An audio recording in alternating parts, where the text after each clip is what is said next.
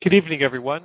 My name is Tim Grant. I'm your host for this evening's webinar, and with me is Lisa Lipsett, our presenter, who I will introduce in just a few moments. A warm welcome to all, wherever you are from, and we'll look forward to finding that out in just a moment. But you're in for a real treat tonight.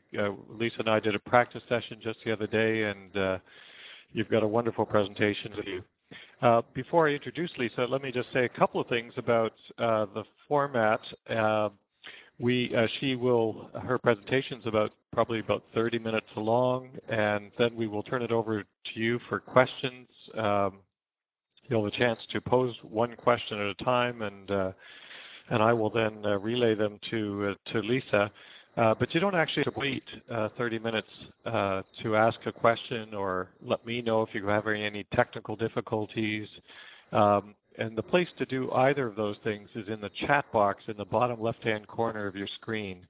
If you see main room in the extreme bottom left-hand corner, to the right of that is a horizontal blank box, and that's where you would type in a comment, a question, and then hit enter on your keyboard, and that will propel it up into the chat box. And if it's a question I can answer, I will certainly do that. And there will be moments when Lisa will have a chance to have a look at it as well. If you're not familiar, and at the end of that 60 minutes, there's a question on that we'll ask you to your indulgence to fill out. It takes about a minute and a half. It gives us feedback on the session.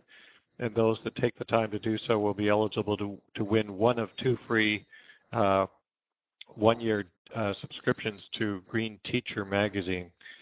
If you're not familiar with our nonprofit magazine, let me just say a word about it.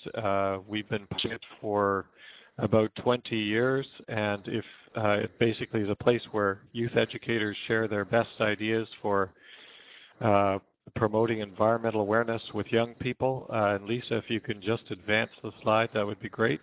And in the last 10 years, we've had an opportunity to publish 6 books. And if you're not a subscriber or you're not a reader of our books and you find this session to be worthwhile, I'd strongly encourage you to become a subscriber or purchase a book and help us continue to provide this free series of webinars. So without further ado, let me introduce our esteemed presenter this evening. Lipsett is an artist, she's an educator, she's the author and founder of Creative by Nature Center, which is a workshop space and art showcase dedicated to strengthening human-nature relationships through the arts. Her book, Beauty Muse, Painting in Communion with Nature, which is extremely well reviewed by a Green Teacher reviewer. The book invites readers to awaken to nature through their creativity. She's a former Toronto Elementary School teacher. Dr. Lipsett now lives on Salt Spring Island in British Columbia, just west of Vancouver. And for more information, and she'll be sharing this website address with you later on, and to see videos of her work, you would visit www.creativenatureconnection.com. Lisa, I'm so delighted that you took up the challenge to do this webinar for us tonight, and thank you so much, and over to you. Thank you so much, Tim. I really appreciate it. I'm so pleased to be sharing with you this evening. For this webinar, and welcome everybody, for this webinar, I'll begin briefly with the background story of how this practice was born. Then I'll add a small dose of theory about how art making can be a bridge between humans and nature, and then I'll follow that with an in-depth description of how this practice can be used in schools as a way to demonstrate its characteristics.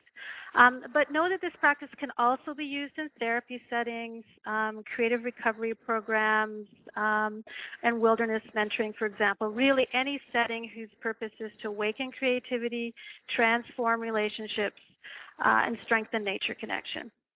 Also, many of the photos shared here showcase young children, mostly because they're so cute and seem unbothered by having their picture taken. Know that this process is for anyone, regardless of age or art experience.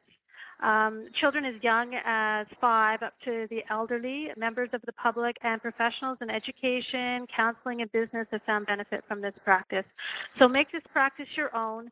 Make it work for you both professionally and personally. As I go through, be thinking that way for yourself. This presentation is a follow-up to my Green Teacher article in the winter 2010-2011 issue. The article is entitled Transformation is in Our Hands, a creative process for deepening our connection to nature. I'm looking forward to your questions and comments very much, and I want to learn how it can be a help to you in your nature connection efforts. What do you need? Also, please take the time, you can start now even, and tell everyone briefly where you're from and what your experience with art and nature is.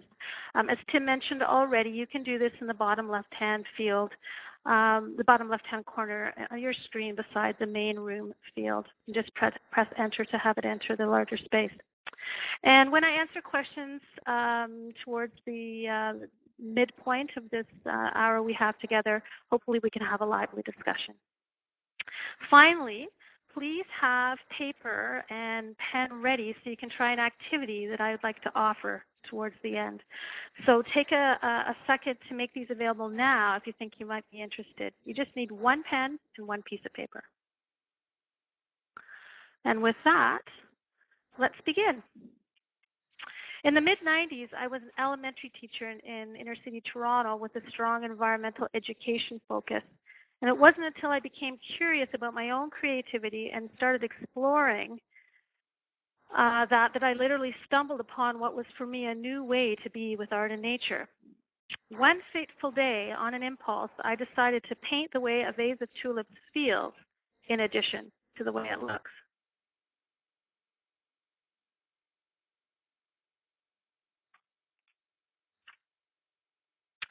This is the result. For the left side image, I worked slowly and painted how the tulips looked. I studied them carefully, drew and painted as accurately as I could. For the right-hand image, I closed my eyes and simply set the intention to paint the connection I felt. I let go and painted. It was like painting using my intuition. The experience was exciting and vibrant. When I opened my eyes, I felt like I was seeing the within of the tulips. Something dramatic happened that day as I moved from art making as a representation of nature to art making as a celebration of deepened connection.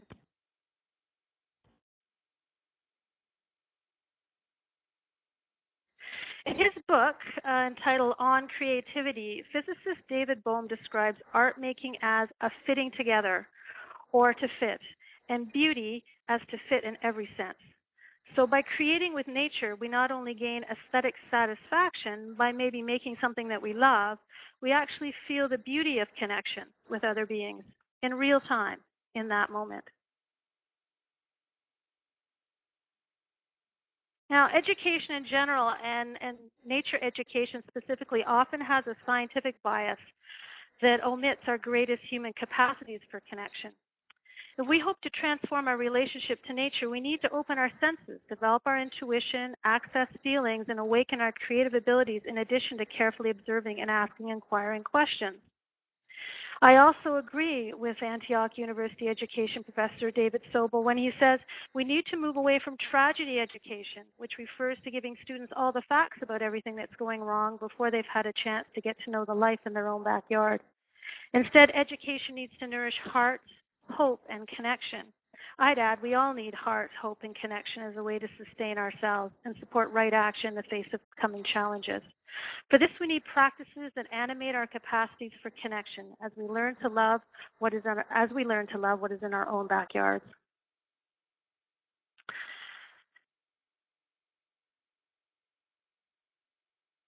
So I've developed creative nature connection to fill a need for simple ways to mentor a love of nature while developing knowledge of the living world. In this, we move from thinking about nature to creating with her, human body to earth body. Now, the following are some specifics of the practice.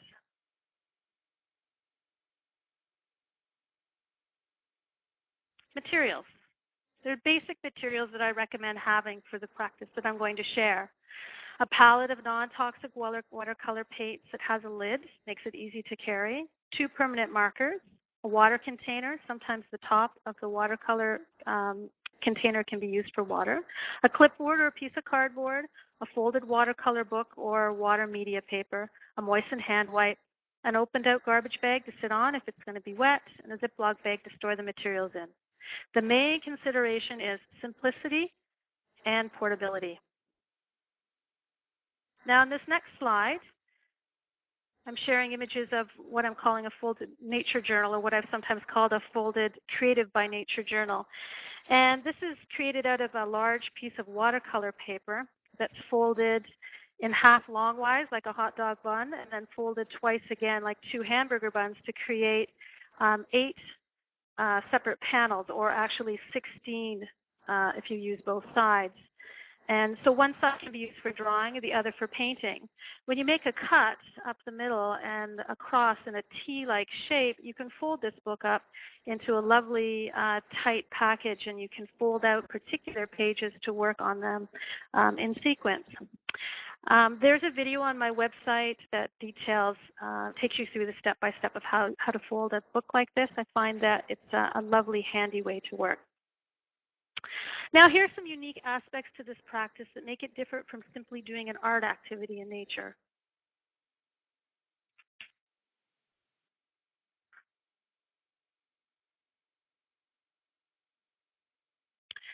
Permission and gratitude. When we end a session with when we begin and end a session, we do it with mindfulness towards nature and the creative process.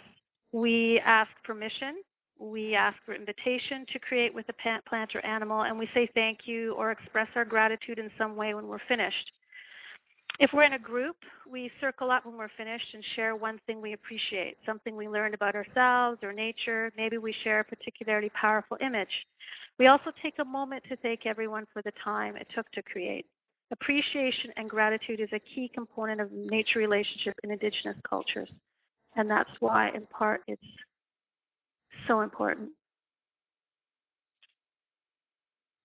We use both hands in this process. We draw and paint without brushes as well. Creating without brushes is often surprising and relaxing as the mind sinks into the textures and sensations of colored hands and fingertips. We open to the wholeness of ourselves when we create with both hands, since both right and left brains are invited into the creative process. We follow where nature and our hands spontaneously lead. For drawing, both hands can be used on one pen, or each hand can have its own pen. We can choose and apply the paint color with both hands as well. We can mix this up, sometimes creating with one hand, other times with both. The point is to begin to feel at ease with both hands over time. Using our non-dominant hand to create is taught in many art programs as a way to free up the creative flow. We also open and close our eyes. When we create with our eyes open, we can be seduced by the idea of something in particular. With eyes closed, we flow and feel the sensations associated with nature-connected creating. By moving away from the outward grasping habit of seeing, we open to a fresh way of relating. If we can't see what we're doing, then judgments soften and expectations fall away. Other senses kick in and we pay more attention. We move beyond surface details and no longer see nature as simply another pretty picture. We let go of our need to control an image and move aside as it's born before our eyes. Anytime we remove seeing, other senses have a chance to shine. For this reason, many wilderness awareness activities involve covering the eyes or somehow removing sight.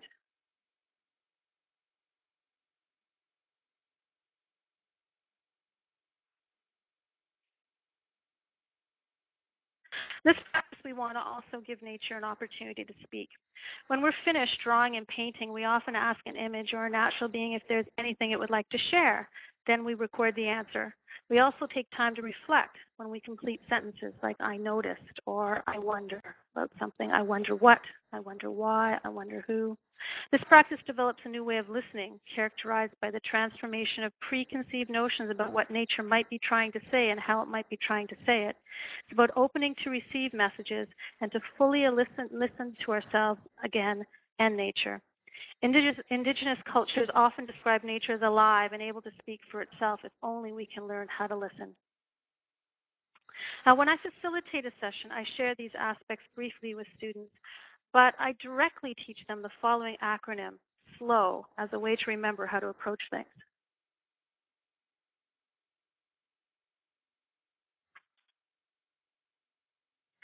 S is for silently find a sit spot and begin to do your creative work. Go slowly so you can remain in connection with the sound, texture, pattern, or some other aspect of nature that's the focus of the session.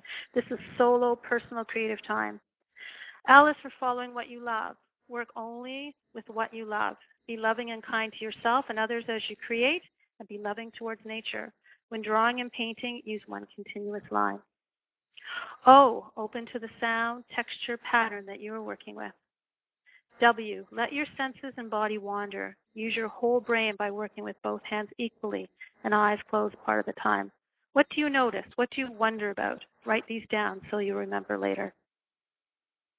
Whether students are on their own or with a group, this learning cycle is followed each session.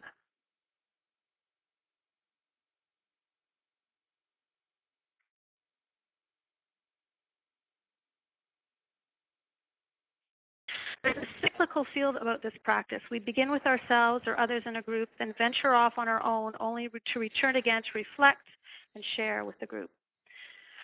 To begin, the facilitator sets the tone and states the intention of the session. This is a time for demonstrations of technique, showing examples of completed work, and reviewing the acronym SLOW, which reminds students how to approach their session. Then we wander and explore. Afterwards, the students are invited to open to a pattern, a texture, a sound, a movement, plant, animal, or phenomena of some sort. Students explore what they're attracted to. As a possibility, they can work in pairs to show each other what they're noticing. When they're ready, they pick up their art materials and take them to their sit spot. These are some of the things that can be open to.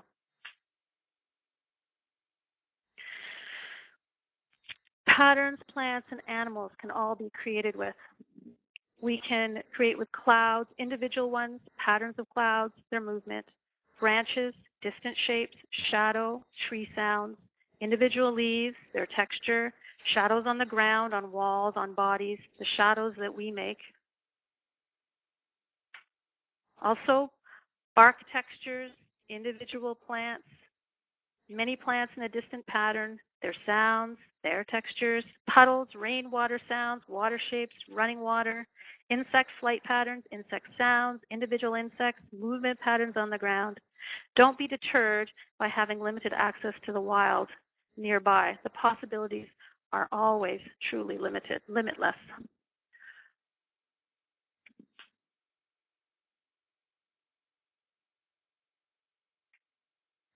Once something has invited us in or we feel attracted, we find a solo place to sit. This is also where we create. We spend a few moments silently connecting with the sound or the pattern that we've been attracted to. And it's also ideal to return to the same spot over and over again each new day to open to what might be there. This builds intimacy, familiarity, deeper connection, and a way to track change over time.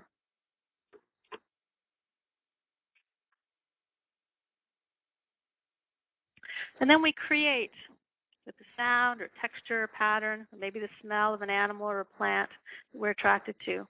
We use the combination of eyes open, closed, left hand, right hand, or both hands, varying the focus of our attention and sensory engagement each session. The intention is to stay engaged while creating, letting the hands express the connection on the page. It's important to keep things simple by providing only one new creative focus each time. Here are some possibilities for things to focus on.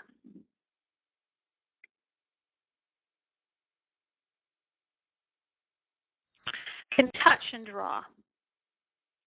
Students can slowly track the textures of a surface with one hand while simultaneously drawing with the other.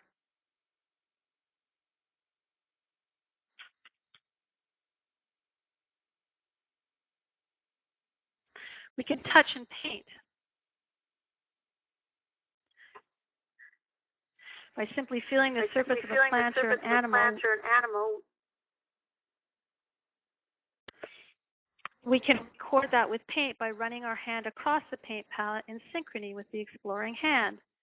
This student's eyes are on the water flow, not on the page. The painting hand doesn't need to be bossed by the eyes. It simply needs to go slowly enough to be in synchrony with the exploring hand.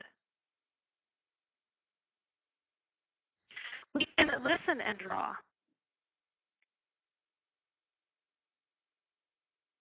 We can draw with one or both hands as we're listening. This is most powerful with the eyes closed. We're not drawing what is making the sounds we hear, like a car or a bird. We're drawing the rhythm, pitch, impression of the sounds themselves. We can draw small patterns. Students can be given small viewers to look through, which helps focus their seeing while they paint and draw. And this is an eyes open exercise. But once again, both hands can be used. We can look close up and paint. We can paint small close-up plants, animals, patterns, and textures. We can also look far away and paint. We can slowly trace eyes along the surface of something in the distance, much like our hands track textures. We can stay close in a group in a small space. It's crucial that we remain silent, however, to stay focused on what we're connecting to. But we can also spread out on our own.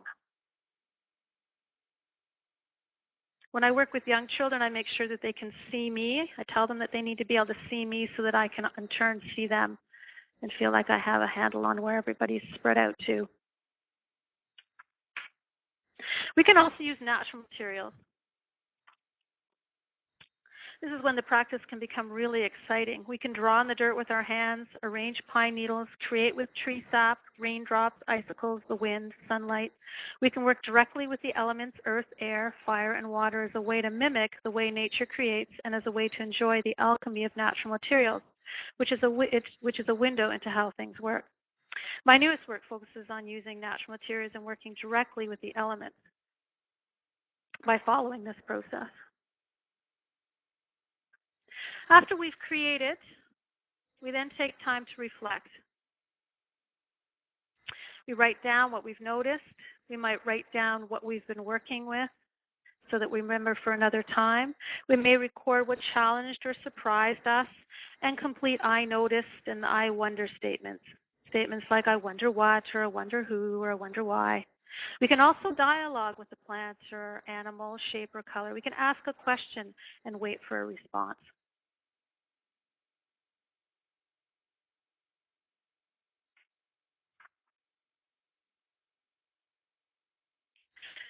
Then students give thanks to a plant or animal they created with. They also thank themselves.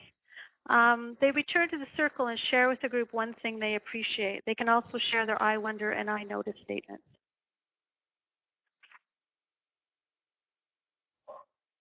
And as part of sharing, we can collect drawings and paintings and found treasures and weave them into a centerpiece or a creative nature wall everyone can enjoy. It can include I wonder and I notice statements anonymously or with children's names or students' names. We can gather found objects, photos of textures and patterns that have been worked with. We can make collages, develop environmental inquiry questions that provoke further research. We can write poems using the words and images. And as a facilitator, you have an automatically personalized curriculum by giving the students an opportunity to engage creatively this way. Interests, artifacts, and curious questions can be integrated into all areas of curriculum. One word of caution is that the artwork is meant to be shared like we would a dream or a memory. It's not meant to be judged for or celebrated even for accuracy of representation. What's celebrated is the commitment to the process of engagement and how the artwork reveals that. Now it's your turn to try.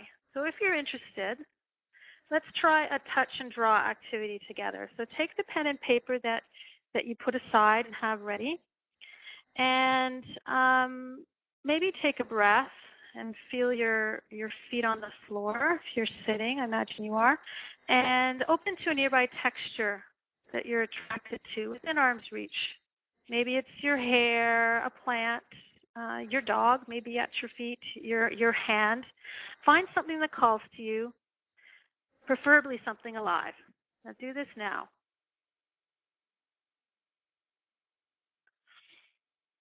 Now, when you have this, close your eyes and slowly move your left fingertips across its surface. Really slow down and take in this texture. Explore its intricacies. You can use different parts of your hand to explore. How does it feel with the back of your hand? The side of your hand? How does it feel with your baby finger? And when you feel ready, pick up your pen and continue to track the texture. Track it with your left hand while you record the texture with your right. You know you have the flow when both hands are almost in perfect synchrony, the left exploring and the right recording. I sometimes say it's like a seismograph. The hand that's drawing is like a seismograph recording the tremors of the earthquake. The two are working together. Now try closing your eyes for this. They aren't really needed since both hands are connected. They're both you. They communicate directly without being told what to do by the eyes or by any thoughts or directives you may have for them.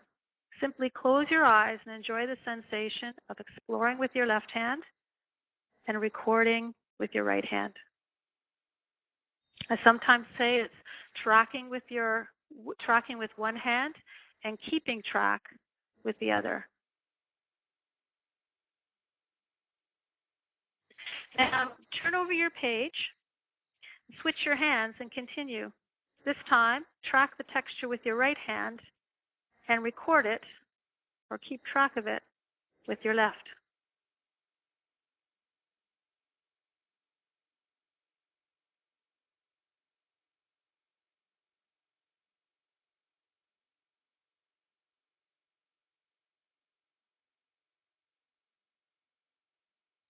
For 10 seconds to finish up what you're doing there.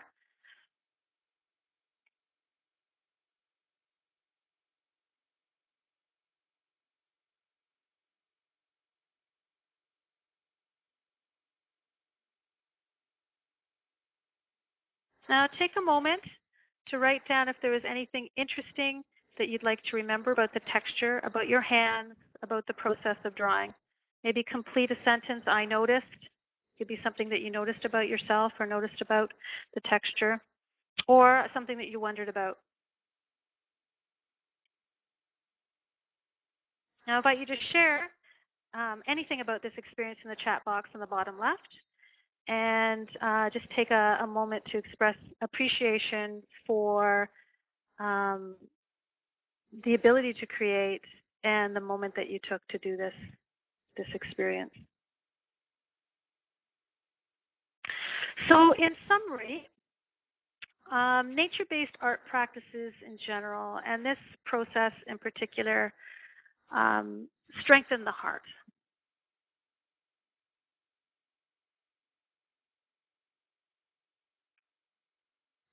We engage the heart and embrace a loving connection. We learn to hear nature as it speaks to us in the moment. We are hands-on and feel nature directly. We find a place in nature close to home. We feel at home. So that's the H of heart. The E of heart. Earth-centered creativity allows us to express a connection, engage mindfully, feel energized, and create with the elements, earth, air, fire, and water.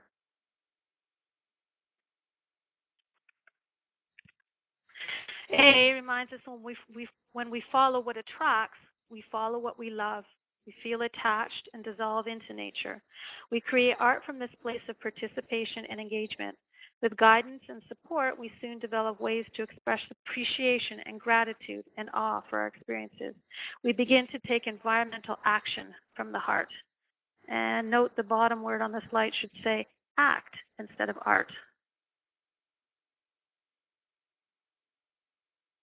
For R, we reflect on our creative connection both during and after a session. With the regular routine of repeated engagement, we develop a creative connection habit that can be accessed at any time, anywhere. We become resilient in the face of change because we have a way of knowing that's supportive, sustainable, respectful, relational, soothing, easily accessed, and wise. The T of Hearts. We take time to engage and reflect. We touch in with ourselves. We touch nature. We are touched by beauty. We track a plant or animal in the moment and keep track of the encounter with color and image. We think to go deeper into curious questions after we've nurtured a creative connection. We focus on feeling, sensation, and intuition, then we think.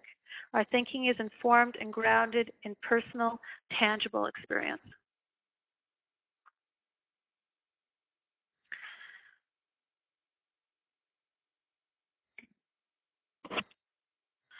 As the 13th century Persian poet Rumi says, "Let the beauty we love be what we do. There are 100 ways to kneel and kiss the earth."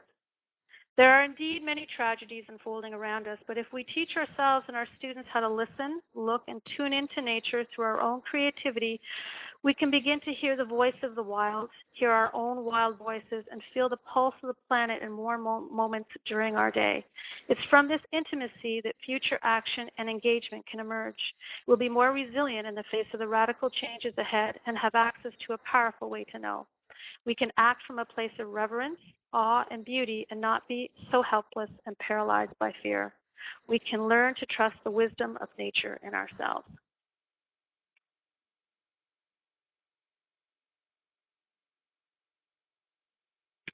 So finally, this is a summary of online nature education, art people and communities that might be inspiring for you. They've certainly inspired and supported me in my work. And there are more book and resource lists on my website at creativenatureconnection.com.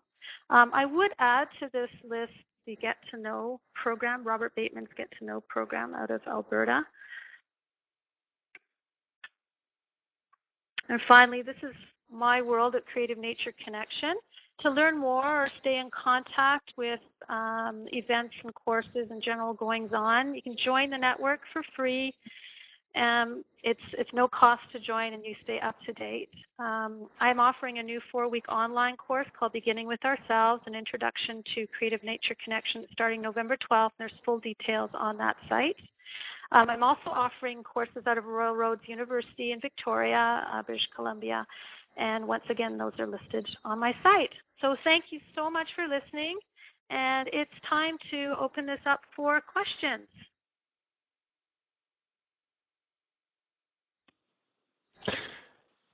Thank you very much, Lisa.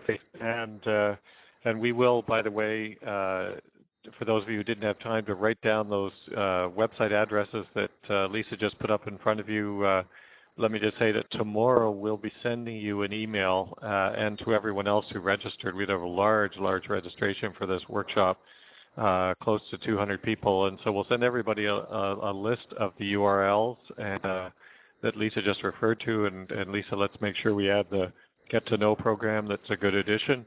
And we'll announce to everyone that the archive version of this evening's webinar or this afternoon's webinar, depending where you're from, is now available to be viewed. So, but as Lisa said, as you can see on the screen, now's your chance to ask a question of Lisa. And if you have more than one question, just type one at a time in and hit submit. That'll bring you back to a blank screen at which you can then type in yet another question and hit submit. And I will relay these to Lisa one at a time. So without further ado, please take advantage of that. And Lisa, while people are typing in questions, let me just say, too, that several people were quite moved by the practical exercise. And if you have a chance to look at the chat box, to scroll up back a little bit, you'll see some of those comments. And a couple of people had technical difficulties, but those got resolved. So I'll start looking at for those questions.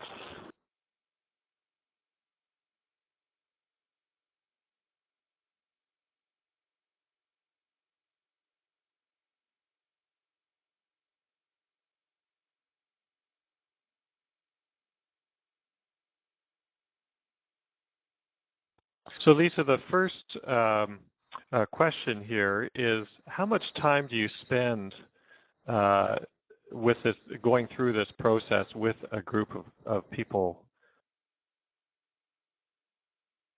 I think it depends on the purpose of the process, and why it's being taught. And I say that because it can be a very quick experience if need be. I've worked with, for example, kindergarten age children, grade 1. I guess it was a K1-2 class last fall, and the purpose of the session was to increase awareness of a forested area behind the school with a mind to do some forest restoration work. And the sessions there were a half an hour. So we had a gathering, a little explanation, a little bit of a demonstration. The children had a wander, went and got their art kits, and then found a spot to sit and created. So I would say the creating piece was about 15 minutes, and then they came back to circle.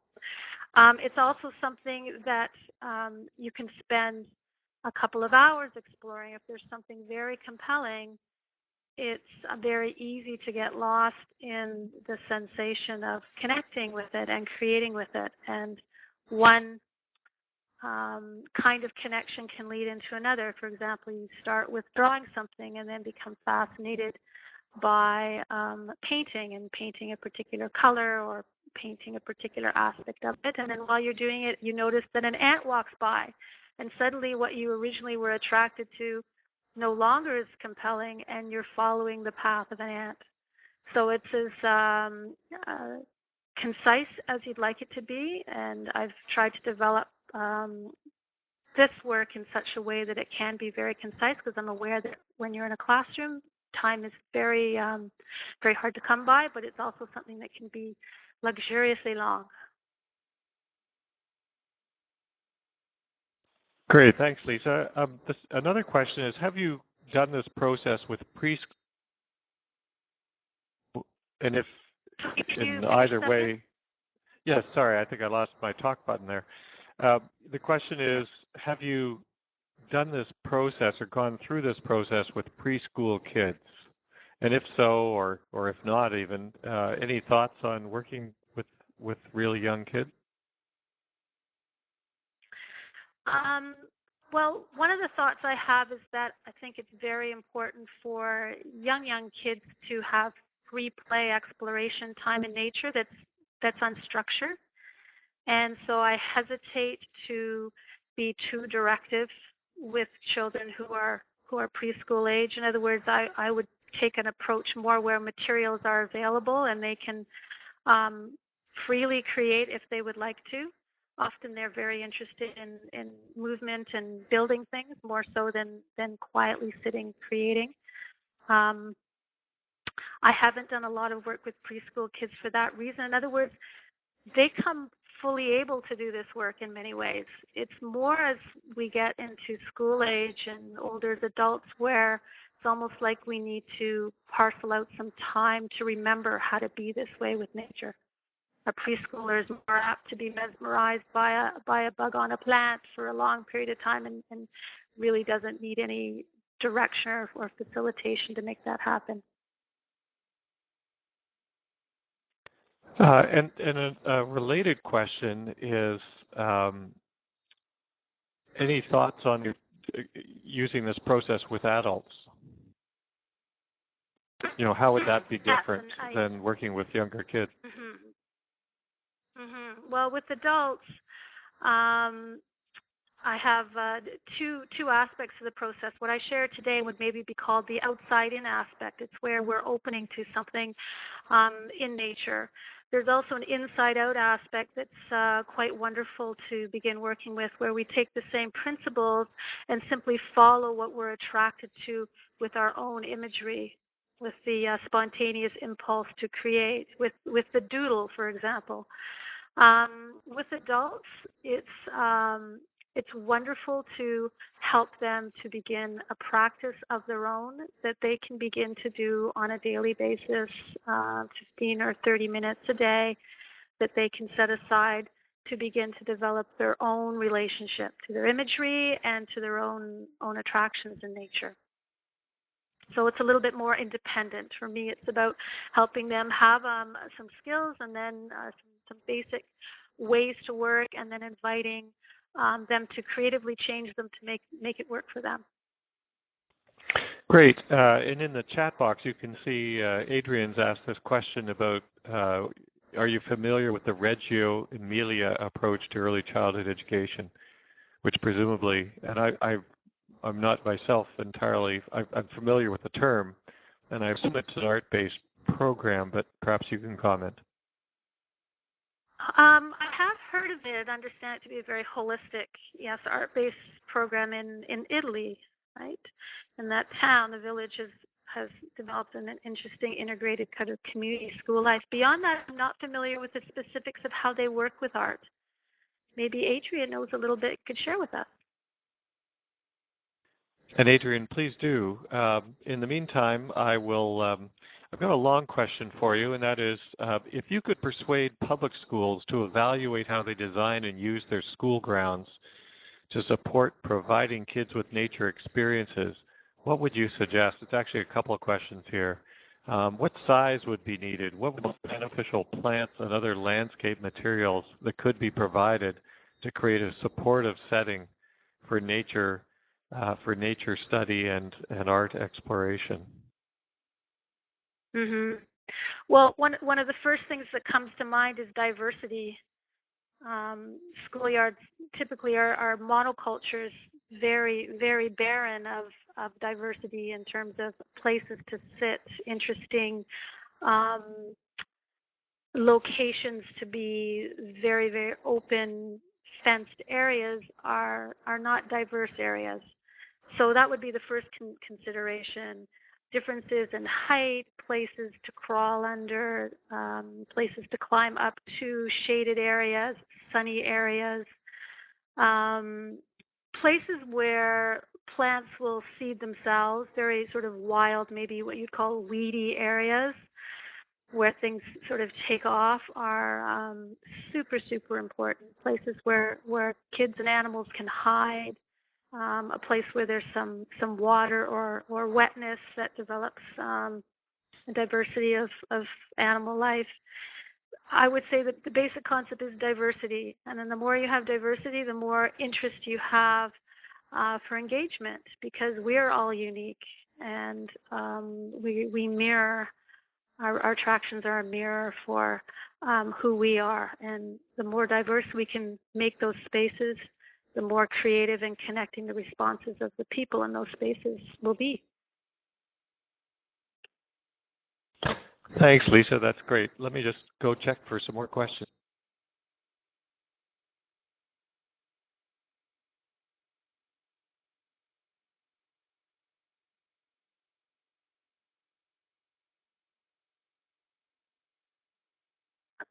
Okay, we've got several more. One is, how would you demonstrate or encourage celebration of engagement versus accurate reproduction of nature? And you talked a little bit about the distinction between those two. And I think it's an important distinction because it's so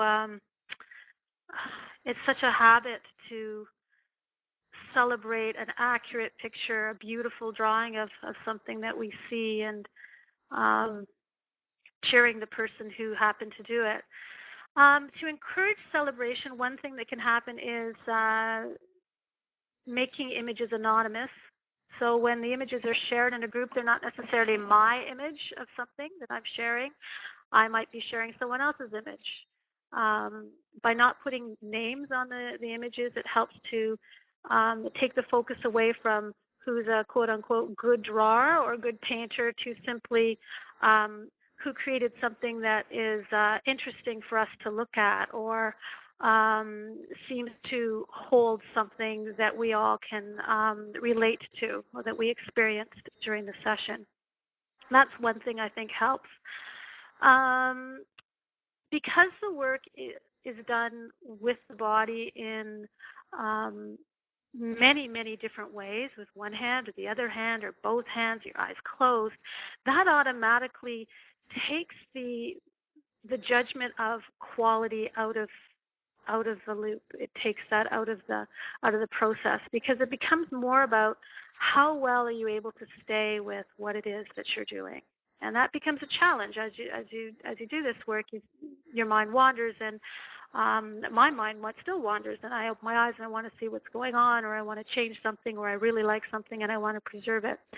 So part is emphasis during the session that the talent here is not in creating something that's good that you could show off. It's more as the talent is in how well can you stay with the connection that you're creating with.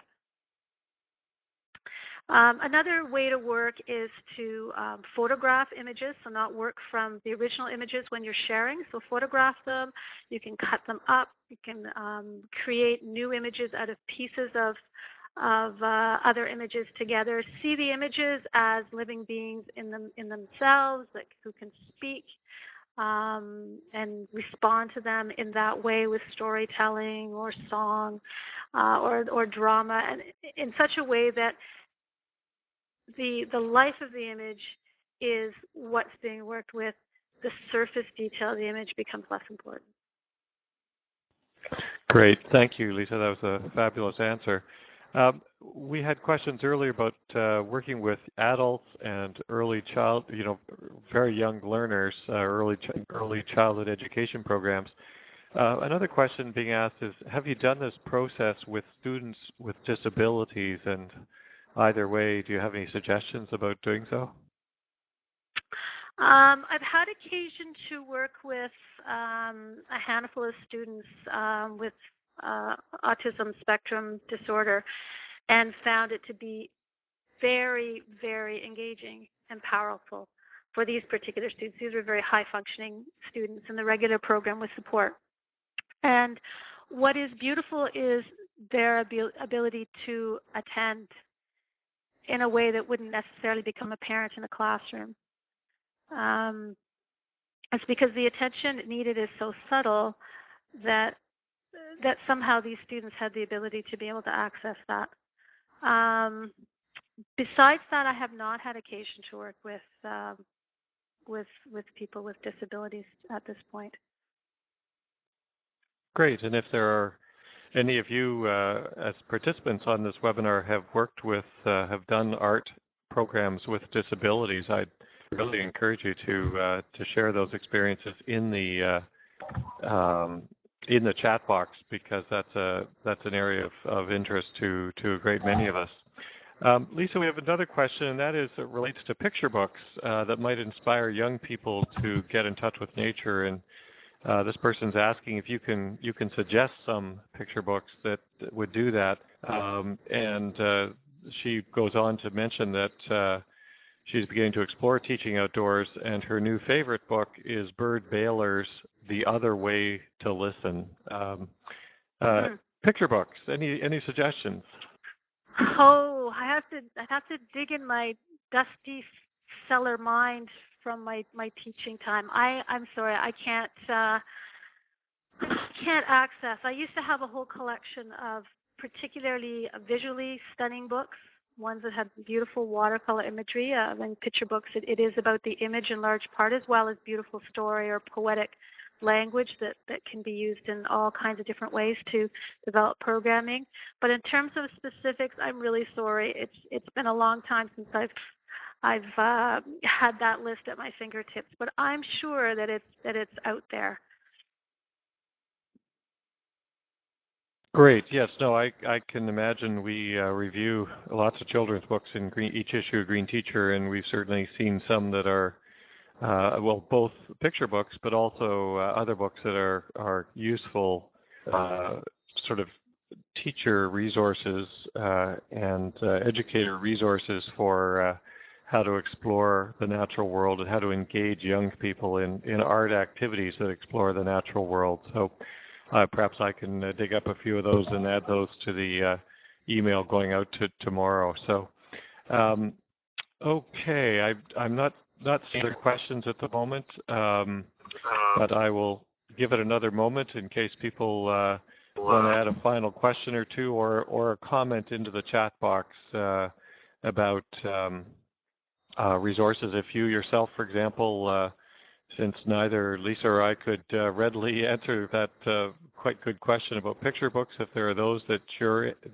familiar with that you would recommend that address this question, please add your comments into the chat box as well.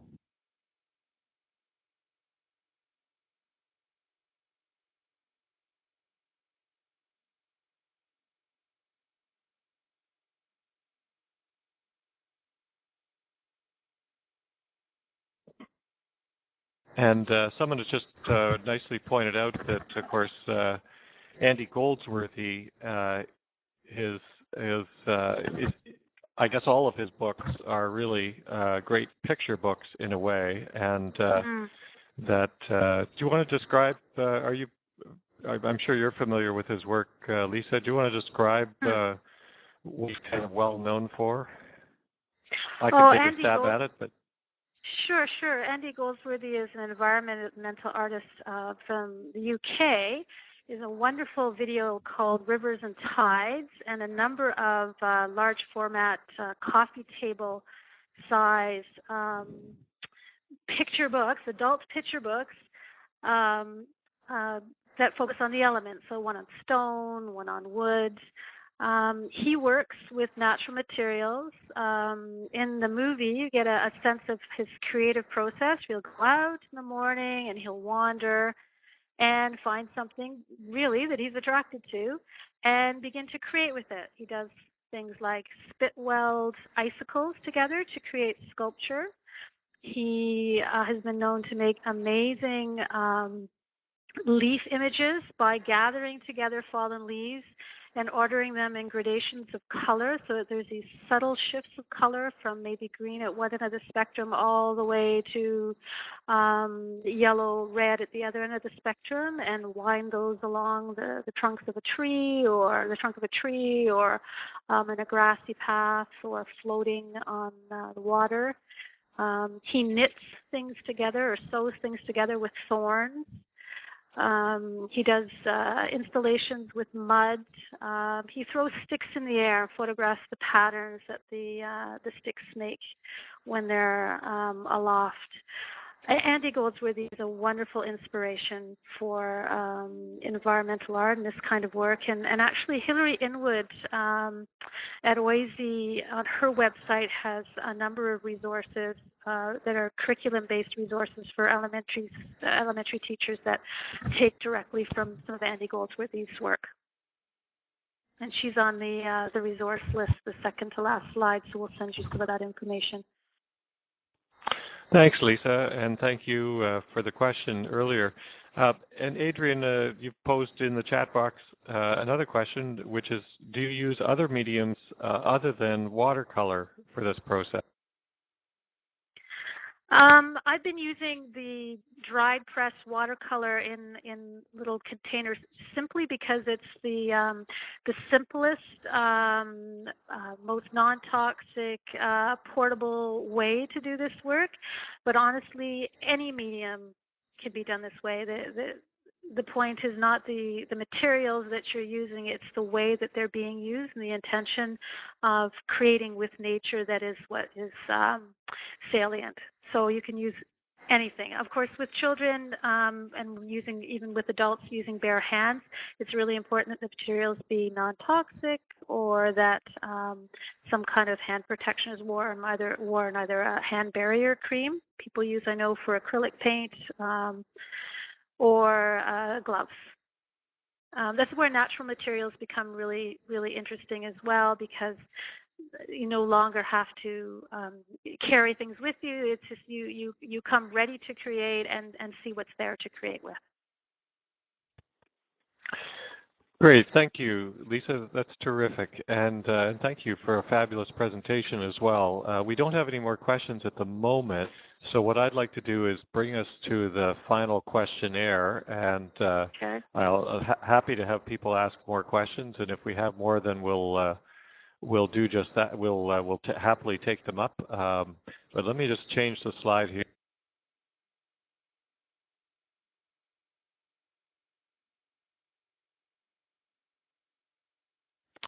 So, as I mentioned at the outset, everyone, this questionnaire takes about a minute and a bit to fill out. 3 of the 5 are questions are multiple choice, and apologies for the last option in question number 1 for the typo, but I've kind of liked this typo, so I've been hesitant to change it. In any case, again, as mentioned earlier, those of you who are patient enough and helpful enough to fill out this questionnaire for us, giving us good feedback on this presentation, we will reward 2 people with a free 1-year subscription to Green Teacher. So I thank you in advance for taking a moment to and while I'll leave this up on the screen, I'll go and see if any of you have asked. And if you, by the way, if you want to ask other questions, probably best to do it in the chat box at this point. And if we have more questions, once I've let you, I'll leave this up on the screen for at least a minute or 2 to give everybody lots of time to respond to the 5 short questions, and then of course we'll take any questions. I'll pose any other questions to Lisa that you've typed into the chat box.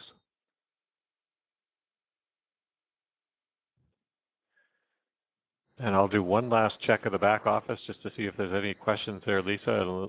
Right. Great, thank you.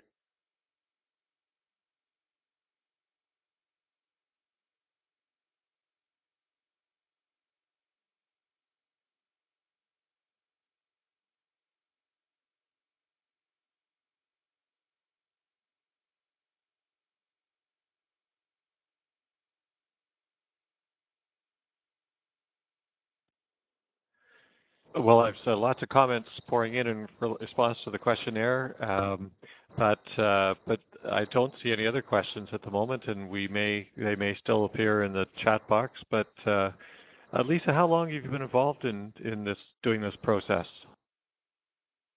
About 15 years, actually.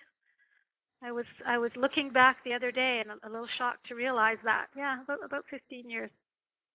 Fantastic. Well, it's quite an accomplished practice. I hear only good things from people who've taken your workshops, and as I mentioned earlier, your book Beauty Muse was well received in Green Teacher a while back, and I really loved the article you did for us about a year ago in Green Teacher, and I will send out the details about that. Actually, you have it already in your slide, but we'll make sure that gets into the email that we send out tomorrow. And Colleen, you're asking about whether the slides will be available to view afterwards. The answer is yes.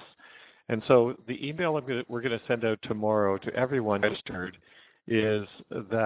will basically announce that the archive of this evening's webinar is now open, and that'll go out probably noon Eastern Standard Time. And it will include not only this information and references that we've been talking about, but it'll also give you the details of how to access the archive. And essentially what you're looking at is an MP3, essentially a movie where you'll hear the voices, see the slides change, also see the input into the chat box. So it'll all be there for you to see. And I believe you can hit the pause button, in which that will freeze a slide on the screen as well. It's just like pausing a movie or stopping a DVD on a screen in your home TV. So okay, and we've got another comment from Annika there. Maybe you can have a look at that and respond, Lisa.